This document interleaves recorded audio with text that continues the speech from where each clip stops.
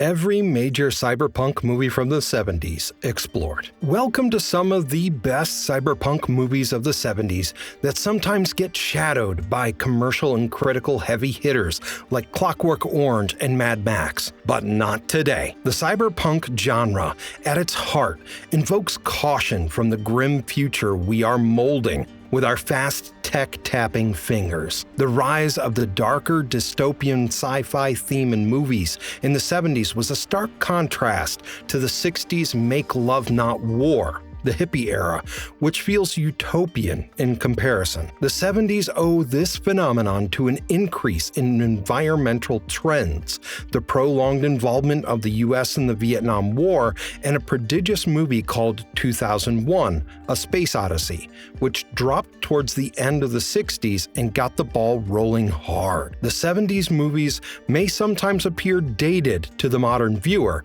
but their message is more relevant now more than ever. Also, the dated thing vanishes faster than a speeding bullet once you start watching these amazing stories. The plot will pull you in, and then it's just the supercomputer, the game, and you. So, in today's list, we've got something for everybody, from the great THX 1138, the super fun Death Race 2000, to the neon-lit Logans Run. Brace yourselves as we get into these 7 honchos and tell you what they are all about. But before we get into it, we have a very small request. If you like our content, please support us by subscribing. It's a small click for you, but it means a lot to us. Thank you. Let's go. 7. Rollerball, 1975. Fresh off his success with Fiddler on the Roof and Jesus Christ Superstar, Norman Jewison took on a very different kind of story, inspired by the Rollerball Murder, published in Esquire magazine in 1973. The future world in this film is not as bad as we are used to seeing in cyberpunk films. It appears humanity has made some right choices, and all war and poverty have been eradicated from Earth. But as humans get fidgety, as they always do anyways, they are provided with a new form of entertainment. No, it isn't Instagram or Threads, but something far more fierce and adrenalized. Rollerball. Serving as an opiate for the public, the violent sport of rollerball keeps the people happy and upbeat. This gladiator-like sports sequence needed a big arena to film, and the basketball stadium from the '72 Munich Olympics was used for the shoot. The theme of this film, the bond between pro sports and corporate interests, is explored through the eyes of Jonathan, the reigning goat of the rollerball scene. Refusing to grab his golden handshake and quit the game as the chairman of one of the corporations that rule the world had asked him to do, Jonathan goes on a journey to uncover the truth about the sport and the world at large. The rules are skewed and the violence upped to nudge Jonathan out, but he perseveres, and the final game he plays will get you pumped and up on your feet as if it were the 1996 NBA Finals all over again. James Caan plays Jonathan, the star athlete coming to terms with the end of his career in true MVP fashion. He is so good at portraying the turn from being all cool with rollerball as a star player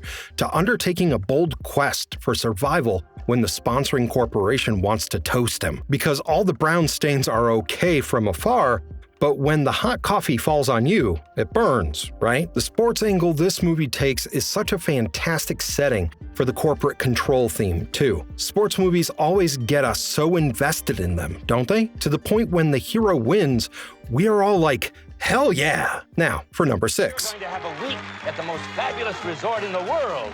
We're going to Logans Run. 6. Future World, 1976. A sequel to the 1973 Westworld robotic disaster, Future World is about 2 investigative reporters, played by Peter Fonda and Blythe Danner, visiting the opening of Future World. In this awesome new adult theme park, you can be part of different worlds and get a robot to spend the night with. So there's your answer in case any Westworld fans were wondering why people keep spending their hard-earned money at a theme park whose predecessor malfunctioned and killed all those visitors. I mean, It's simply the world's best theme park for bachelor smashes, bachelorettes, or anyone else looking for a hot weekend. So the reporters came through to check on the safety of the new park, and they were happy to find that the park even has a super realistic robot boxing game, which is a nice add-on after Westworld. But Future World 2 has a behind-the-scenes conspiracy, and the reporters eventually make a run for it. It was the first film to show computer-generated imagery. Yul Brynner from Westworld makes a comeback for a small dream sequence, one for the Yul fans. While Future World may seem a little slow compared to Westworld, it picks up towards the end and goes on all 4 cylinders through to the climax. It is a decent film that will stir nostalgia, but it has some pacing issues and suffers due to overuse of melodrama coupled with little action. It has its moments though. For instance, Clark. It is a robot who emotes heartbreakingly well and deserves a shout out. Played by James M. Conner, this faceless robot named after Superman is a beautifully tragic entity, even within his short-winded role. Future World does not come with a grand message besides human decadence getting the best of them. But for our outlandish sci-fi lovers, this will work wonders. A word of caution though, it is an adult theme park film, so take a good call on whom to watch it with. Outside? Well, there's nothing outside. 5. Logans Run, 1976. Based in the dystopian future of 2274, the most disco neon computer screens and skimpy clothes future of any sci-fi, people live a full-blown hedonistic life where everything is fun and games until you hit 30. Once you're 30 years old, you will be recycled in a carousel, which means they euthanize you. Most people go for the carousel happily, but some are not so keen. The Sandman polices the ones that do not easily up and go. One of the Sandmen is Logan. The establishment sends Logan on a journey to destroy the sanctuary, where people exist outside this order. Logan slowly figures out that the system has been lying to the people. At the end of this film, the larger question for me was how a bunch of people institutionalized to be self-indulgent pricks would mingle with real people living everyday grassroots life. Somehow, I doubt they'll be happy. This movie has excellent nostalgic value, and the people who have watched it in their prime will understandably be attached to it. Also, if you're an outlandish sci-fi fan, you will fall in love with it. But if we are being entirely honest, Logan's Run has not aged well. The message within the film has little depth, and it is a mix of decent to wooden acting and cheesy dialogue. It doesn't have the best special effects even for the time. I mean, before Logan's calling, it looks almost clownish when you watch him killing the first dissenter as a regular Sandman, and you will crack up just a little. But if you're okay with a slightly dated outlook, it's worth a watch. Of 79, to serve you as best I could. 4. Death Race 2000, 1975. Another violent sports extravaganza comes in the form of Death Race 2000, this time putting dirt racing front and center. This is the craziest plot of any cyberpunk film ever. A pack of unstable and mentally twisted guys and reared as race car drivers. They race across the US in the funkiest looking race cars. I mean, one of them has teeth, trying to maul as many people as possible while they try to win first place. Because mauling people is what gets them points, and this is how it goes down. Women are worth more than 10 points across the board. Teenagers are worth 40 points. And toddlers rake in 70 points. And elderly people are a whopping 100 points. Yes, fam, it does take a special kind of guy to look at an elderly woman with a walking stick and say, OMG, that's 100 points solid. And this movie is filled with special fellas, but none are more so than a younger version of someone you well know. By the way, are there any Carmageddon players here? Give us a shout out in the comments if you played this super crazy polygon splattering car game, which was inspired by this movie. Okay, so I think it is downright imperative to know that Sylvester Stallone, the man in charge of kicking degenerate butts through the post-Rocky 70s, 80s, and 90s, is the biggest piece of schnitzel in this film. With a stunning screen name, Machine Gun Joe, which probably inspired Machine Gun Kelly's rechristening, single-handedly raked up the greatest body count of any racers in there. He even gunned down his own fans and choked a woman. So, yeah. Though it does have a similar underlying theme as Rollerball, Death Race 2000 is much more of a goofy good time. It's one of those movies you stream when you want something fully fun camping out with your friends. And if there's one thing that you definitely shouldn't do, it is to take Death Race seriously. Tell 'em, Soent Green is people! We gotta stop him! 3. Soent Green, 1973. What is the secret of Soent Green? The question that this sci-fi detective film poses has a repulsively rational answer. Detective Grank Thorne has been tasked with solving the murder mystery of William Simonson, a board member of Soylent Corp. Soylent is the mega corporation in the dystopian world in the year 2022, where humans have reduced the world to an overpopulated, polluted, hot husk. Only a handful of people can afford luxurious lifestyles.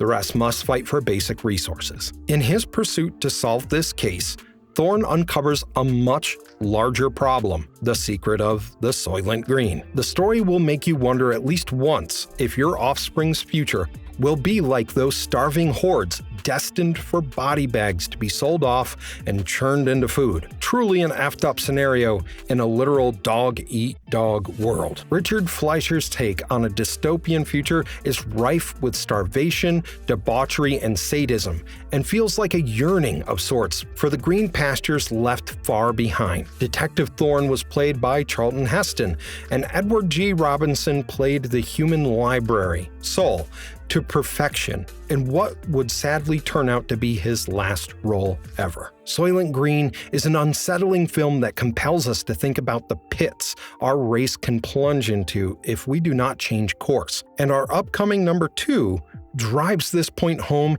ever harder and better. Colossus, I am Forbin.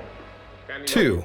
Colossus, the Forbin Project, 1970. Before the Skynet or the Matrix, there was Colossus, the Forbin Project. If you have never heard of it, it's because of its botched up marketing job. Not to mention, Universal couldn't have come up with a more drab title. I mean, if it had been called Planet of the Machines, it would have lit up Google searches today. Colossus is a supercomputer that decides that humans are incapable of running their own lives and takes matters into its own hands. This is how it goes. A government scientist, Dr. Forbin, creates a supercomputer to control US nuclear weapons. The computer is self-sufficient, powered by its own nuclear reactor, and located on an isolated mountain. The clueless humans call it the perfect defense system. Colossus soon links up with its Soviet counterpart, Guardian, and all hell begins to break loose. The two supercomputers start acting suspiciously, talking in their own mathematical language, making grand plans to control the whole world, and do not tolerate attempts to shut them down. Ultimately, Colossus gains absolute control of the world and tells Dr. Forbin that in time, the scientist would understand that it is humanity's best ruler, to which Dr. Forbin says, no. The film is a cultural time capsule in how it captures the Cold War atmosphere. It is also a very detailed battle between man and machine, a sophisticated film by Joseph Sargent, starring Eric Braeden as the brilliant and cunning Dr. Charles Forbin. Curiously, this movie is not just easily available to watch, even though the copyright is owned by Universal Pictures, who had it out there before. This film may have been placed on ice because of its grim, albeit rational outlook of AI, which is only just beginning to find its feet, backed by billions of dollars worth of tech giants. What do you think about this theory? Conspiracy or inconvenient truth? And finally, at number 1, we have 1. Proceed with recovery of felon 5241 SEN. THX 1138, 1971. The future manifested in THX 1138 is so clinically white and unnatural, the sound so mechanical, it'll turn you into a nature lover within the 1 hour 28 minutes runtime. The 2002 cyberpunk film Equilibrium undoubtedly took a page from THX's book, which is about a future where human emotions are deemed untrustworthy and suppressed by drugs. In this futuristic time, sex and reproduction by natural pregnancy are banned, and human emotions are controlled by the regular drug doses they receive. The world is a contrast of shaved-headed people in white uniforms and their fully black-garbed oppressors, who are agents of a totalitarian government. A woman called LUH swaps THX, played by Robert Duvall's, meds, and he begins to feel stuff. He develops an attraction towards LUH, and they become intimate in a scene so emotionally explosive that you can feel their ecstasy.